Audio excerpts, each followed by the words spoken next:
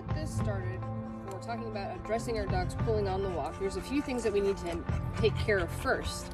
The first thing that we need to make sure of is that our dog knows a marker word. If you don't know what this is, go back to my last videos and take a look. We're going to use the marker word so that we can help our dogs overcome their opposition reflex. What we're going to do is teach them that when they feel pressure from the leash, we're going to teach them to come towards it, not pull away from. After they understand how to yield to their opposition reflex, then we're going to implement 180 turns, and we're going to implement the recall exercise. We're going to talk about the correct tools, and we're also going to talk about changing directions and what that looks like when you make a left turn and a right turn. So we're going to talk about different ways to work the leash. Lastly, we're going to go over what a structured walk is. Their job during a structured walk is just to follow, right? To move when you move, to stop when you stop, and to not go past the leg. Have you seen my previous videos? We were just talking about how to teach your dog recall.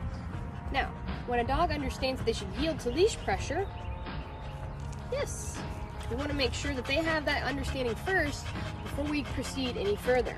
Once they get, when they feel pressure on the leash, that they should come towards it, yes. Being able to teach your dog not to pull becomes a hell of a lot easier.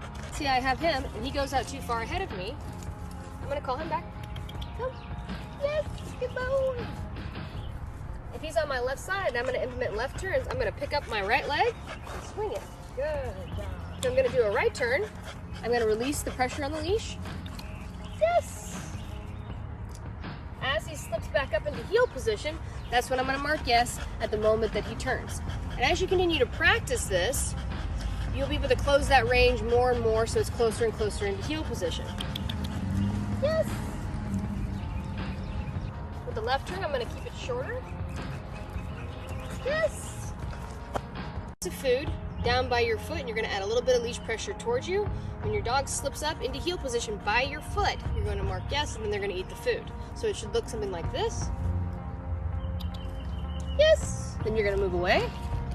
When he moves up, you're going to yes. So you don't have to put the food on the ground by your foot. Once he slips up by your side, yes, you're going to feed. Yes. So I'm not sitting here and I'm not luring him around this whole time. I'm using the leash to talk to him and just add the smallest amount of leash pressure to let him know which direction I want him to be in with me. So you see that this stays loose. Yes. A lot, right? Dogs know that they're in the correct position because there is no tension on the leash. If I give tension on the leash, it's to give him directionality, right? The leash is not meant to restrain our dogs. Its primary function is meant to be a GPS and a translator. As you continue to practice this, yes, change your pace, yes, and mark and reward while you're moving together in sync. Come. Yes. Out ahead of me, I'm going to do the 180 turn.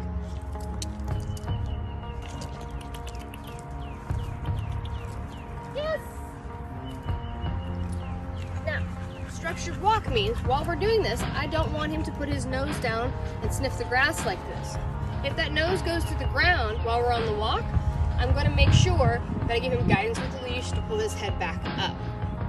Let's talk a little bit about how to hold the leash. Your dog does not need this full range. This. I take the leash and I fold it, and I fold it again. So this is the first way. You're going to hold the slack right here. Where your arm is nice and relaxed. The other way is where your arm is nice and relaxed. That's where you're going to grab it, and you're just going to take the rest of the slack, and you should be nice and relaxed like this on the walk. So when you start moving, we're going to be using our fingers right here by the leash, and we're going to be using wrist. Take your time with this. Practice. And you will see that your dog's tendency to pull will become less and less if you implement structure, you're using the right tools, you've taught them the marker word, and taught them to overcome their opposition reflex.